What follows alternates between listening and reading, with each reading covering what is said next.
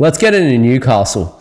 So look, Newcastle is one of my favourite regional locations to buy, and it's simply because it's got an insanely good economy for somewhere that's not a capital city. It's insanely good. So look, a couple of the pros for Newcastle is obviously we've got likely rate cuts. It is slowly becoming a little bit affected by the interest rates simply because the prices are quite expensive now. Look, affordability though is a very good thing. Like again, I said it does have quite a good economy and quite good income there. So like affordability is actually quite good, especially in the suburbs with high income demographics. Business investment is incredible in Newcastle. You've got, some government, some private, some even tech firms moving in, some even biomed firms going into there. So that's a good thing. Again, like I said, strong income levels and industry is another.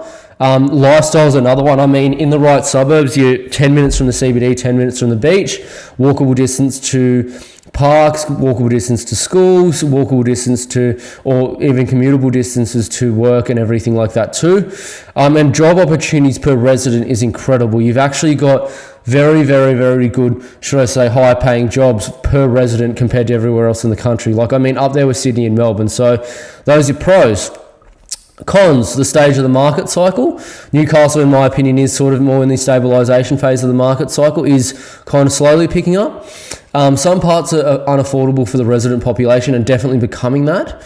And the other thing is you do have moderate unemployment rates moving into a bit more of a, balanced economy rather than a booming economy.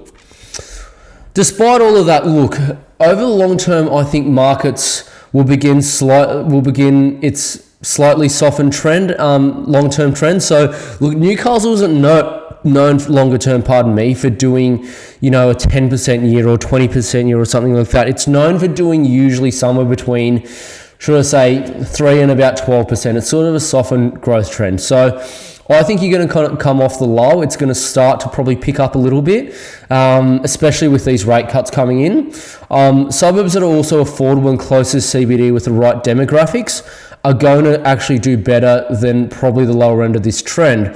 So look, my prediction for Newcastle is that it'll do somewhere between 3 and 7% growth over the long term. Although for people with under $1 million budgets that don't want to buy in Victoria, it is my favourite location to buy in basically all of New South Wales and probably the whole country really, outside of if you don't want to buy in Victoria, because you're still picking up places below $1 million that will do very well longer term.